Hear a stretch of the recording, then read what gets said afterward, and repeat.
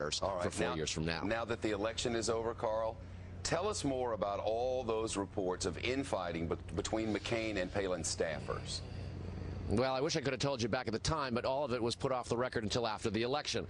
There was great concern in the McCain campaign that Sarah Palin lacked a degree of knowledgeability necessary to be a running mate, a vice president, and a heartbeat away from the presidency. We are told by folks that she didn't know what countries were in NAFTA, the North American Free Trade Agreement, that being Canada, the U.S., and Mexico. We're told that she didn't understand that Africa was a continent rather than a country just in itself. A whole host of questions that caused serious problems about her knowledgeability. She got very angry at staff, thought that she was mishandled, was particularly angry about the way the Katie Couric interview went. She didn't accept preparation for that interview when the aides say that that was part of the problem, and that there were times where she was hard to control emotionally. There's talk of temper tantrums at bad news clippings. To all of this, she says, she doesn't understand how anybody could feel that way. She says she was done everything that was asked of her, and she bears no ill will to staff.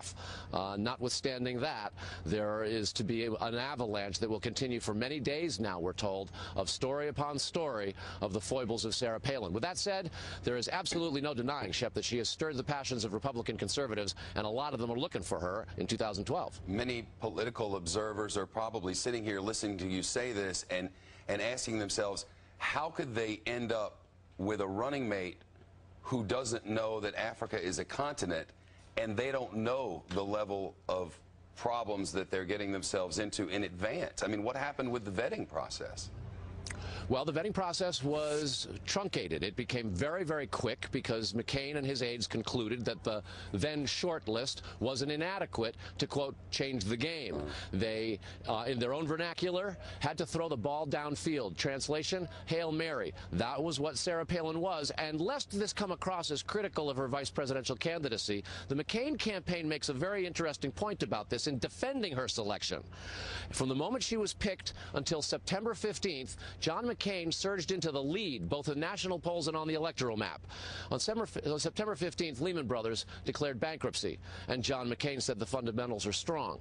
From that point forward, Barack Obama took the lead and never looked back. You know, I was actually in a meeting last night where we were going, before the election coverage began, we were going over the charts of when Barack Obama's numbers actually went up.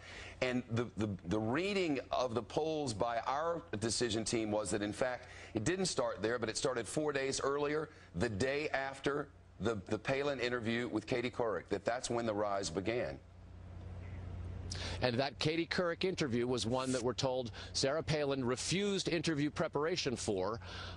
They predicted many of the questions. She simply didn't take the time necessary, they thought, to deal with it. Now, McCain campaign critics of Sarah Palin point out that the questions that Katie Couric asked, in their view, were not out of bounds. They thought they were fair. The presentation of it in the news content they thought was snarky, but the fact that she wasn't able to answer the questions was more telling. Her lack of answers was more telling than the questions themselves.